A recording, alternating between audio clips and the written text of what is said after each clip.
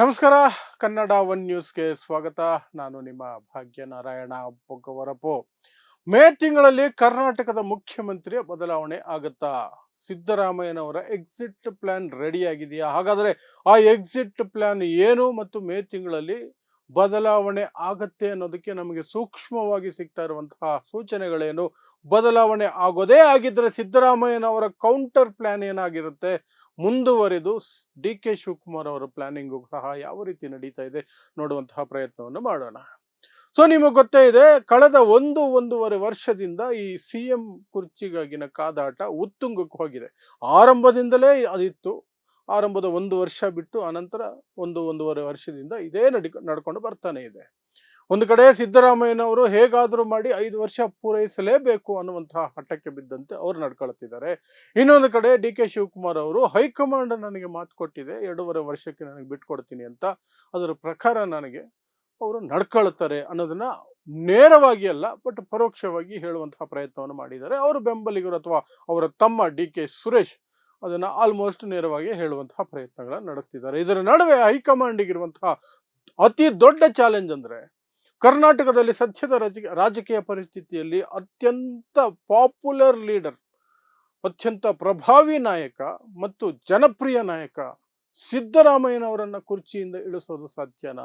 ಅಹಿಂದ ನಾಯಕನೊಬ್ಬನನ್ನ ಕುರ್ಚಿಯಿಂದ ಇಳಿಸೋದು ಸಾಧ್ಯನಾ ಅಂತ ಇಳಿಸಬೇಕು ಅನ್ನುವಂತಹ ಸನ್ನಿವೇಶ ಇದೆ. ಯಾಕಂದ್ರೆ ಸಿದ್ದರಾಮಯ್ಯನವ್ರಿಗೆ ವಯಸ್ಸಾಗಿದೆ. 2028ಕ್ಕೆ ಪರ್ಯಾಯ ನಾಯಕತ್ವವನ್ನು ಹುಡುಕಲೇಬೇಕಾಗಿದೆ. ಆದರೆ ಈ ಭಯ ಇದೆ, ಅಹಿಂದ ಅಹಿಂದ ಅಹಿಂದ ಅನ್ನುವಂತಹ ಒಂದು ಭಯ. ಇನ್ನೊಂದು ಕಡೆ ಜನಪ್ರಿಯತೆಯು ಸಹ ಹಾಗೆ ಇದೆ. ಅದಕ್ಕೆ ತಕ್ಕಂತೆ ಶಾಸಕರ ಬೆಂಬಲ ಸಹ ಸಿದ್ದರಾಮಯ್ಯನವರಿಗೆ ಜೋರಾಗಿದೆ. ಇನ್ನು ಬದಲಾವಣೆ ಮಾಡದೆ ಇರೋದಕ್ಕೆ ಸಾಧ್ಯನೇ ಇಲ್ಲ. ಯಾಕೆಂದ್ರೆ ಈ ಕಡೆ ಡಿ ಕೆ ಶಿವಕುಮಾರ್ ಅವ್ರು ಮಾಡಿರುವಂತಹ ಒಂದಷ್ಟು ತ್ಯಾಗಗಳಂತೂ ಖಂಡಿತ ಇದೆ. ಅವರ ಮೇಲೆ ಭ್ರಷ್ಟಾಚಾರದ ಆರೋಪಗಳು ಅಥವಾ ಅವರು ಮುಖ್ಯಮಂತ್ರಿ ಆದ ತಕ್ಷಣನೇ ಕೇಂದ್ರ ಸರ್ಕಾರ ಮೋದಿ, ಅಮಿತ್ ಶಾ, ಇಡಿನ CBIನ ಛೂ ಬಿಡ್ತಾರೆ. ಇದೆಲ್ಲದರ ನಡುವೆ ಪಕ್ಷ ಕೊಟ್ಟಂತಹ ಪ್ರತಿ ಜವಾಬ್ದಾರಿ ಅದು ಎಷ್ಟೇ ಅಪಾಯಕಾರಿಯಾಗಿರ್ಲಿ, ಒಂದು ಸರ್ಕಾರವನ್ನ ರಕ್ಷಣೆ ಮಾಡೋ ವಿಚಾರ ಆಗಿರ್ಬೋದು, ಹಿಮಾಚಲ್ ಪ್ರದೇಶದಲ್ಲಿ ನಡೆದಂತಹ ಘಟನೆ, ಬೇರೆ ರಾಜ್ಯಗಳಿಂದ ಅಲ್ಲಿ ಏನು ಪೌಚಿಂಗ್ ಆಗುತ್ತೆ ಅಥವಾ ಆಪರೇಷನ್ ಕಮಲ ಆಗುತ್ತೆ ಅಂತ ಹೆದರಿಕೆ ಅಥವಾ ಬೆದರಿಕೆಗಳು ಬಂದಾಗ ಅವರ ಶಾಸಕರನ್ನ ಕರ್ನಾಟಕಕ್ಕೆ ಕರೆಸಿದಾಗ ಡಿ ಕೆ ಶಿವಕುಮಾರ್ ಅವರನ್ನ ರಕ್ಷಣೆಗೆ ಬಿಟ್ಟಿದ್ದು, ಅವರನ್ನ ನಂಬಿ ಅವರ ಕೈಗೆ ಕೊಡೋದು, ಅವರು ಸಹ ಸಮರ್ಥವಾಗಿ ಅವರನ್ನ ನಿಭಾಯಿಸೋದು, ಅದ್ರ ಜೊತೆಗೆ ಎಂಥ ಆರೋಪಗಳನ್ನು ಹೊತ್ತು ಮೋದಿ, ಅಮಿತ್ ಶಾ ಅವರಿಂದ ಎಷ್ಟೆಲ್ಲ ಆಗಿ ಜೈಲಿಗೂ ಸಹ ಹೋಗಿ ಬಂದಂತಹ ವ್ಯಕ್ತಿ ಡಿ ಕೆ ಶಿವಕುಮಾರ್. ಹಾಗಾಗಿ ಅವರಿಗೂ ಸಹ ಒಂದಷ್ಟು ಸಮಾಧಾನಕರವಾದಂತಹ ಸ್ಥಾನಮಾನವನ್ನು ಕೊಡಲೇಬೇಕಾದಂತಹ ಅನಿವಾರ್ಯತೆ ಹೈಕಮಾಂಡ್ಗಿದೆ. ಸೊ ಇದರ ನಡುವೆ, ಈ ಎಲ್ಲ ಲೆಕ್ಕಾಚಾರಗಳ ನಡುವೆ ಈಗ ಒಂದಷ್ಟು ಸೂಕ್ಷ್ಮವಾಗಿ ನೀವು ರಾಜಕೀಯವನ್ನ ಗಮನಿಸಿದ್ರೆ, ಸೂಕ್ಷ್ಮವಾಗಿ ಕಾಂಗ್ರೆಸ್ ಹೈಕಮಾಂಡ್ ಏನ್ ಮಾಡ್ತಿದೆ, ಕಾಂಗ್ರೆಸ್ ನಾಯಕರು ಏನ್ ಮಾಡ್ತಿದ್ದಾರೆ ಅಂತ ಗಮನಿಸಿದ್ರೆ ನಿಮಗೂ ಸಹ ಅರಿವಾಗುತ್ತೆ ಕಾಂಗ್ರೆಸ್ಸಿನಲ್ಲಿ ನಾಯಕತ್ವ ಬದಲಾವಣೆ ಕಡೆಗೆ ಹೋಗ್ತಿದೆ ಅಂತ. ನಾಯಕತ್ವ ಬದಲಾವಣೆ, ಮುಖ್ಯಮಂತ್ರಿ ಬದಲಾವಣೆ ಕಡೆಗೆ ಹೋಗ್ತಿದೆ ಅಂತ. ಅದರ ಭಾಗವಾಗಿ ಒಂದು ಎಕ್ಸಿಟ್ ಪ್ಲಾನ್ ರೆಡಿ ಆಗ್ಬೇಕಲ್ಲ. ಸಿದ್ದರಾಮಯ್ಯನವರನ್ನ ಪಕ್ಕಕ್ಕೆ ಸರಿಸೋದು ಅಂದ್ರೆ ನಾನು ಆವಾಗಲೇ ಹೇಳದಂಗೆ ಸುಲಭದ ಮಾತಲ್ಲ. ಸದ್ಯದ ರಾಜಕೀಯ ಪರಿಸ್ಥಿತಿಯಲ್ಲಿ, ಅದರಲ್ಲೂ ಕಾಂಗ್ರೆಸ್ ರಾಷ್ಟ್ರೀಯ ಮಟ್ಟದಲ್ಲಿ ಇರುವ ಪರಿಸ್ಥಿತಿಯಲ್ಲಿ ಯಾವ ದೊಡ್ಡ ನಾಯಕನನ್ನು ಸಹ ಮುಟ್ಟೋದಕ್ಕೆ ಕಾಂಗ್ರೆಸ್ ಭಯ ಪಡುತ್ತೆ. ಆದ್ರೆ ಇಲ್ಲಿ ಅನಿವಾರ್ಯ ಆಗಿದೆ ಕರ್ನಾಟಕದಲ್ಲಿ. ಬಟ್ ಒಂದು ಎಕ್ಸಿಟ್ ಪ್ಲಾನ್ ಅಂತ ಮಾಡಬೇಕಲ್ಲ. ಆ ಎಕ್ಸಿಟ್ ಪ್ಲಾನ್ ಏನು ಅನ್ನೋದ್ರ ಬಗ್ಗೆ ಸಹ ಒಂದಷ್ಟು ಸೂಚನೆಗಳು ಸಿಗ್ತಾ ಇದ್ದಾವೆ. ಏನು ಎಕ್ಸಿಟ್ ಪ್ಲಾನು? ಎಕ್ಸಿಟ್ ಪ್ಲಾನ್ ಬಂದು ಏನು ಸಿದ್ದರಾಮಯ್ಯನವರನ್ನ ಅವರ ಬಾಯಲ್ಲೇ ಹೇಗೆ ಯಡಿಯೂರಪ್ಪನವರನ್ನ ಅವರದೇ ಬಾಯಲ್ಲಿ ಹೇಳಿಸಿದ್ರು, ನನಗೆ ಪಕ್ಷ ಏನೆಲ್ಲ ಕೊಟ್ಟಿದೆ, ಅದು ಕೊಟ್ಟಿದೆ, ಇದು ಕೊಟ್ಟಿದೆ, ಇವತ್ತು ನಾನು ಸಂತೋಷವಾಗಿ ಹೋಗಿ ರಾಜೀನಾಮೆಯನ್ನ ಕೊಡ್ತಾ ಇದ್ದೀನಿ ಅಂತ ಯಡಿಯೂರಪ್ಪನ ಅವರ ಬಾಯಲ್ಲಿ ಹೇಗೆ ಬಿಜೆಪಿ ಹೇಳಿಸಿತ್ತು, ಅದೇ ರೀತಿ ಸಿದ್ದರಾಮಯ್ಯನವರ ಬಾಯಲ್ಲಿ ಹೇಳಿಸಿ ರಾಜೀನಾಮೆ ಕೊಡಿಸಬೇಕಾದಂತಹ ಪರಿಸ್ಥಿತಿಯಲ್ಲಿ ಕಾಂಗ್ರೆಸ್ ಇದೆ. ಸೊ ಸಿದ್ದರಾಮಯ್ಯನವರಿಗೆ ಒಂದು ಎಕ್ಸಿಟ್ ಪ್ಲಾನ್ ಅನ್ನು ಕೊಟ್ಟಿದ್ದಾರೆ. ನೀವೇ ಖುದ್ದಾಗಿ ಮುಂದೆ ಬಂದು ರಾಜೀನಾಮೆ ಕೊಟ್ಟಾಗ ನಿಮ್ಮ ಮಗ ಅವರಿಗೆ ಒಂದು ಮಂತ್ರಿಗಿರಿಯನ್ನ ಕೊಡ್ತೀವಿ, MLC ಆಗಿರುವಂತಹ ಯತೀಂದ್ರ ಅವರಿಗೆ ಒಂದು ಮಂತ್ರಿಯನ್ನ ಮಾಡ್ತೀವಿ, 2028ಕ್ಕೆ ಉಪಮುಖ್ಯಮಂತ್ರಿ ಆಗಿ ನಾವು ಒಂದು ಆಶ್ವಾಸನೆಯನ್ನ ಕೊಡ್ತೀವಿ. ಆ ಮೂಲಕ ಕಾಂಗ್ರೆಸ್ ಹೈಕಮಾಂಡ್ ಅನ್ಕೊಳ್ತಿರೋದು ಅಹಿಂದ ಮತಗಳನ್ನು ಹಿಡಿದಿಡಬಹುದು, ಇನ್ನೊಂದು ಕಡೆ ಕುರುಬ ಸಮುದಾಯದ ಮತಗಳನ್ನು ಸಹ ಹಿಡಿದಿಡಬಹುದು, ಆ ಕಡೆ ಸಿದ್ದರಾಮಯ್ಯನವರು ಸಹ ಚುನಾವಣಾ ಪ್ರಚಾರಗಳಲ್ಲಿ, ರಾಜಕೀಯದಲ್ಲಿ ಅಥವಾ ಚುನಾವಣಾ ಕಾರ್ಯಗಳಲ್ಲಿ ಕಾಂಗ್ರೆಸ್ ಪಕ್ಷದ ಪರವಾಗಿ ಸ್ವಲ್ಪ ಜೋರಾಗಿ ತೊಡಗಿಸಿಕೊಳ್ತಾರೆ. ಆ ಒಂದು ಗುರಿಯನ್ನ ಈಗ ಹೈಕಮಾಂಡ್ ಇಟ್ಕೊಂಡಿದೆ. ಸೊ ಎನಿಹೌ ಯಾವುದೇ ಸನ್ನಿವೇಶದಲ್ಲೂ ಸಹ ಸಿದ್ದರಾಮಯ್ಯನವರ ಬಾಯಲ್ಲಿ ಹೇಳಿಸ್ಬೇಕು, ನಾನು ಸಂತೋಷವಾಗಿ 8 ವರ್ಷಗಳ ಕಾಲ ಮುಖ್ಯಮಂತ್ರಿಯಾಗಿ ನಾನು ಕಾರ್ಯನಿರ್ವಹಿಸಿದ್ದೀನಿ. ಅದಕ್ಕೆ ಕಾಂಗ್ರೆಸ್ ಪಕ್ಷ ಅವಕಾಶ ಮಾಡಿಕೊಟ್ಟಿದೆ. ಪಕ್ಷ ನನಗೆ ಎಲ್ಲವನ್ನೂ ಕೊಟ್ಟಿದೆ. ಹಾಗಾಗಿ ನಾನೀಗ ವಯಸ್ಸಿನ ಕಾರಣಕ್ಕೂ ಇನ್ಯಾವುದೋ ಕಾರಣಗಳಿಗೆ ನಾನು ಪಕ್ಕಕ್ಕೆ ಸರಿತಾ ಇದ್ದೀನಿ. ಆ ಜಾಗಕ್ಕೆ ಬರುವಂತಹ ವ್ಯಕ್ತಿಗೆ ನೀವು ಸಂಪೂರ್ಣ ಬೆಂಬಲ ಕೊಡಬೇಕು ಅಂತ ಅಹಿಂದ ಸಮುದಾಯಕ್ಕೆ ನಾಟುವ ಹಾಗೆ ಸಿದ್ದರಾಮಯ್ಯನವರ ಬಾಯಲ್ಲಿ ಹೇಳಿಸಿ ನಂತರ ಅವರನ್ನು ಪಕ್ಕಕ್ಕೆ ಸರಿಸಬೇಕಾಗುತ್ತೆ. ಇಲ್ಲದೆ ಹೋದರೆ ಬಹಳ ದೊಡ್ಡ ಆಪತ್ತು ಇದೆ ಅನ್ನೋದು ಹೈಕಮಾಂಡ್ಗೂ ಸಹ ಗೊತ್ತಿದೆ. ಹೈಕಮಾಂಡ್ ಅದರ ಬಗ್ಗೆ ಗಮನ ಹರಿಸ್ತಿದೆ. ಇನ್ನು ಈ ಕಡೆ ಡಿ ಕೆ ಶಿವಕುಮಾರ್ ಅವರಿಗೆ ಕಳೆದ 1 ವರ್ಷದಿಂದ ಒಂದು ರೀತಿ ಕಿರಿಕಿರಿ ಅಂದ್ರೆ ಕಿರಿಕಿರಿ. ಒಂದು ಕಡೆ ಹೊರಗಡೆ ಓಪನ್ ಆಗಿ ಹೇಳಕ್ಕಾಗಲ್ಲ, ಒಂದು ಅಗ್ರಿಮೆಂಟ್ ಆಗಿತ್ತು, ಇನ್ನೇನೋ ಆಗಿತ್ತು, ನನಗೆ ಇಷ್ಟೊತ್ತಿಗಾಗಲೇ ಬಿಟ್ಟು ಕೊಟ್ಟು ಬಿಡ್ಬೇಕಾಗಿತ್ತು, ಏನೇನು ಅದು ಯಾವುದ್ರ ಬಗ್ಗೆನೂ ಮಾತಾಡಕ್ಕಾಗೋದಿಲ್ಲ. ಬಟ್ ಅಟ್ಲೀಸ್ಟ್ 2 ವರ್ಷ ಉಳಿದಿರುತ್ತಲ್ಲ, ಈಗಲಾದರೂ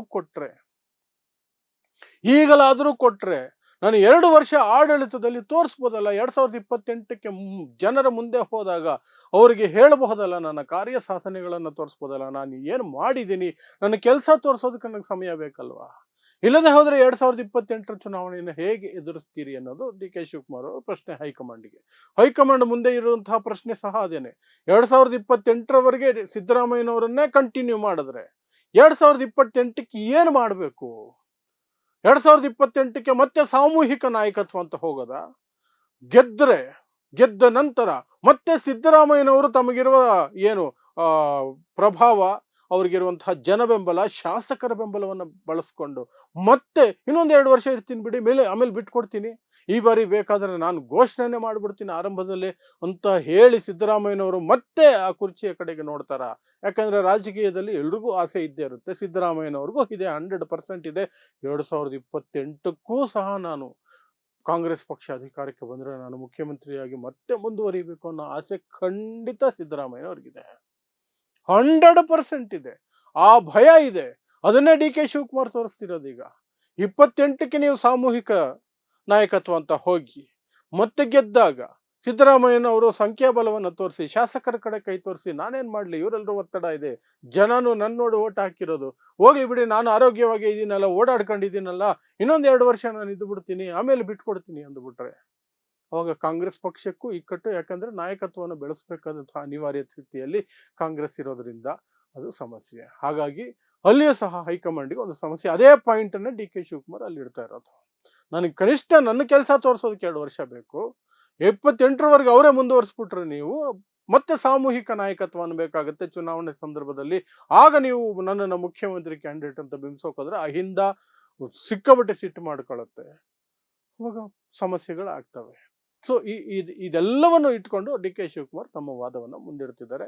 ಡಿ ಕೆ ಶಿವಕುಮಾರ್ ಹೊರ ನೋಟಕ್ಕೆ ಅವರು ದೆಹಲಿಗೆ ಹೋಗ್ತಾರೆ, ಯಾರು ನಾಯಕರು ಹೆಚ್ಚಾಗಿ ಭೇಟಿ ಆಗ್ತಿಲ್ಲ, ಏನೇನೋ ಸುದ್ದಿಗಳು ಬರ್ತಿದೆಯಲ್ಲ, ಅದೆಲ್ಲ ಔಟ್ಸೈಡ್ ಮ್ಯಾಟರ್ಸ್.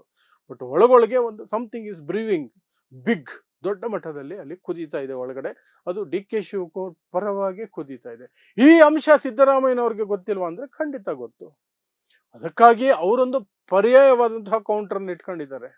ನಾನು ಸಿಎಂ ಸೀಟಿಂದ ಇಳಿಯೋಕೆ ಸಿದ್ಧ, ರಾಹುಲ್ ಗಾಂಧಿ ಹೇಳಿದ್ರೆ ಇವತ್ತೇ ಇಳಿದು ಬಿಡ್ತೀನಿ, ಆದ್ರೆ ಆ ಜಾಗಕ್ಕೆ ಒಂದು ದಲಿತ ಮುಖ್ಯಮಂತ್ರಿ ತಗೊಂಡು ಬಂದ್ರೆ ಚೆನ್ನಾಗಿರುತ್ತಲ್ವಾ, ಇತಿಹಾಸ ನಿರ್ಮಿಸ್ಬೋದಲ್ವಾ. ಕಾಂಗ್ರೆಸ್ ಒಂದು ಇತಿಹಾಸ ನಿರ್ಮಿಸ್ಬೋದು ಕರ್ನಾಟಕದಲ್ಲಿ ಮತ್ತೆ ಅಧಿಕಾರ ಪಡೆಯೋದಕ್ಕೆ ಇಡೀ ದಲಿತ ಸಮುದಾಯವನ್ನು ನಮ್ಮ ಕಡೆ ತಗೊಳ್ಬೋದು. ಅಹಿಂದದ ಒಳಗೆ ದಲಿತ ಇದ್ರು ಸಹ ದಲಿತರಲ್ಲಿ ಒಂದಷ್ಟು ಭಾಗ ಬಿಜೆಪಿ ಕಡೆ ಏನಿದ್ದಾರೆ ಅವರನ್ನು ಹೇಳ್ಕೋಬಹುದು ಈ ಕಡೆಗೆ ದಲಿತ ಮುಖ್ಯಮಂತ್ರಿ ಅಂತ.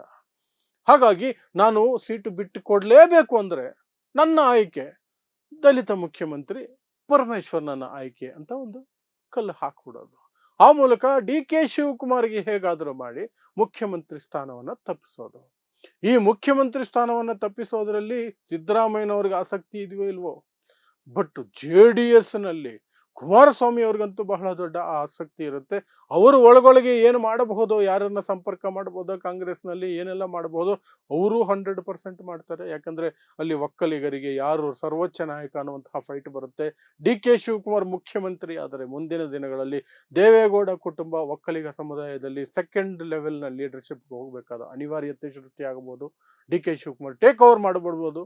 ಹೇಗೂ ದೇವೇಗೌಡರ ವಯಸ್ಸಾಗಿದೆ, ದೇವೇಗೌಡರ ನಂತರ ನಾನೇ ಈ ರಾಜ್ಯದಲ್ಲಿ ಒಕ್ಕಲಿಗರ ಟಾಲೆಸ್ಟ್ ಲೀಡರ್ ಅಂತ ಬಿಂಬಿಸ್ಕೊಂಡು ಆ ನಿಟ್ಟಿನಲ್ಲಿ ಹೋಗ್ಬಿಡ್ಬೋದು ಅನ್ನೋ ಭಯ ಕುಮಾರಸ್ವಾಮಿ ಅವ್ರಿಗೆ ಇದ್ದೇ ಇರುತ್ತೆ. ಸೊ ಕುಮಾರಸ್ವಾಮಿ ಅವರು ಇರುತ್ತೆ, ಅವ್ರು ಈ ಕಡೆ ಸಿದ್ದರಾಮಯ್ಯ ಲೆಕ್ಕಾಚಾರ, ದಲಿತ ಮುಖ್ಯಮಂತ್ರಿ ಅನ್ನುವಂತಹ ಒಂದು ಗೇಮ್ ಪ್ಲಾನ್ ಎಲ್ಲವೂ ಸಹ ಇದು ಒಂದು ಕಡೆ ನಡೀತಾ ಇದೆ. ಈ ಕಡೆ DK ಶಿವಕುಮಾರ್ ಅವರು ಅಲ್ಲಿ ಹೋಗಿ ಹೇಳ್ತಾ ಇರೋದು ಇಷ್ಟೇನೆ, ನೀವು ಕೊಟ್ಟ ಪ್ರತಿಯೊಂದು ಜವಾಬ್ದಾರಿ ನಿಭಾಯಿಸಿದ್ದೀನಿ, ಫಂಡಿಂಗ್ ಮಾಡಿದ್ದೀನಿ, ಪಾರ್ಟಿನ ನೋಡ್ಕೊಂಡಿದ್ದೀನಿ, ನೀವು ಏನು ಹೇಳಿದ್ರು ಅದನ್ನ ಮಾಡಿದ್ದೀನಿ, ಜೈಲಿಗೆ ಹೋಗಿದ್ದೀನಿ, ಇನ್ನೇನು ಮಾಡಿ ಸಾಯ್ಬೇಕು ನಾನು ಹೇಳಿ, ಯಾಕೆ ನನಗೆ ನಾಯಕತ್ವ ಕೊಡಲ್ಲ, ನನಗೆ ಮುಖ್ಯಮಂತ್ರಿ ಕೊಡಲ್ಲ, ಇವ್ರ ಲೆಕ್ಕಾಚಾರ. ಸೊ ಇದೆಲ್ಲದರ ನಡುವೆ ಈಗ ಮೇ ತಿಂಗಳಲ್ಲಿ ಏನೋ ಒಂದು ದೊಡ್ಡದಾಗಿ ನಡೆಯುತ್ತೆ ಅನ್ನುವಂಥದ್ದು ಸ್ಪಷ್ಟ ಆಗ್ತಿದೆ. 5 ರಾಜ್ಯಗಳ ಚುನಾವಣಾ ಫಲಿತಾಂಶಗಳು ಏನು 4ನೇ ತಾರೀಕು ಬರುತ್ತೆ, ಮೇ 4ನೇ ತಾರೀಕು, ಅದಾದ ಒಂದು ವಾರಕ್ಕೆ ಕರ್ನಾಟಕದಲ್ಲಿ ಈ ದೊಡ್ಡ ದೊಡ್ಡ ಬೆಳವಣಿಗೆಗಳು, ಮೀಟಿಂಗ್ಗಳು, ತಂತ್ರ ಕುತಂತ್ರ, ಚದುರಂಗದ ಆಟ ಎಲ್ಲವೂ ಶುರುವಾಗುತ್ತೆ. ಈ ಹಿಂದೆ ಈ 3 ವರ್ಷಗಳಲ್ಲಿ ಆಗದ ದೊಡ್ಡ ದೊಡ್ಡ ಬೆಳವಣಿಗೆಗಳಲ್ಲಾಗ್ತವೆ. ಅಲ್ಲಿ ಏಕಮಾರ್ ದೋತು ಕೂಡ ಆಗೋ ಸಾಧ್ಯತೆ ಇದೆ. ಒಂದು ಫಿಕ್ಸ್ ಆಗ್ಬಿಡುತ್ತೆ, ಆ ಚರ್ಚೆಗೆ ಕಂಪ್ಲೀಟ್ ತೆರೆ ಬಿದ್ದು ಬಿಡುತ್ತೆ. ಯಾವುದು, ಮುಖ್ಯಮಂತ್ರಿ ಬದಲಾಗ್ತಾರಾ ಇಲ್ವಾ ಅನ್ನೋದಕ್ಕೆ. ಸಿದ್ದರಾಮಯ್ಯನೇ 5 ವರ್ಷ ಅಂತ ಆದ್ರೂ ಆಗ್ಬಿಡುತ್ತೆ, ಅಥವಾ ಸಿದ್ದರಾಮಯ್ಯನವರು ಬದಲಾವಣೆ ಆಗತ್ತೆ. ಎರಡರಲ್ಲೊಂದು ಬರೋ ತಿಂಗಳು ಅಂದ್ರೆ ಮೇ ತಿಂಗಳಲ್ಲಿ ಆಗೇ ಬಿಡುತ್ತೆ. ಅದಾದ ನಂತರ ಅನುಮಾನಗಳು ಇರೋದಕ್ಕೆ ಸಾಧ್ಯ ಇಲ್ಲ ಅನ್ನುವಂತಹ ಸನ್ನಿವೇಶಕ್ಕೆ ನಾವು ಹೋಗ್ತಿದ್ದೀವಿ ಅನ್ನುವಂತಹ ಲಕ್ಷಣಗಳು ಸ್ಪಷ್ಟವಾಗಿ ಕಾಣ್ತಾ ಇದೆ. ಸೊ ಮೇ ತಿಂಗಳು ಕರ್ನಾಟಕ ರಾಜಕೀಯದಲ್ಲಿ ಬಹಳ ದೊಡ್ಡ ಬಹಳ ಪ್ರಾಮುಖ್ಯವಾದಂತಹ ಒಂದು ತಿಂಗಳಾಗಿ ಪರಿಣಮಿಸುತ್ತೆ. ಇಡೀ ಕರ್ನಾಟಕ ಚರಿತ್ರೆಯೇ ಅದರ ಕಡೆಗೆ ನೋಡ್ತಾ ಇರುತ್ತೆ, ಇಡೀ ಜನತೆ ನೋಡ್ತಿರ್ತಾರೆ. So we will also wait and watch ಏನಾಗುತ್ತೆ ಮೇ 2026ರಲ್ಲಿ ಅಂತ ಅಷ್ಟೇ. ಸೊ ನೋಡ್ತಾ ಇರಿ ಸಮಾಜಕ್ಕಾಗಿ ಕನ್ನಡ 1 ನ್ಯೂಸ್. ನಮಸ್ಕಾರ.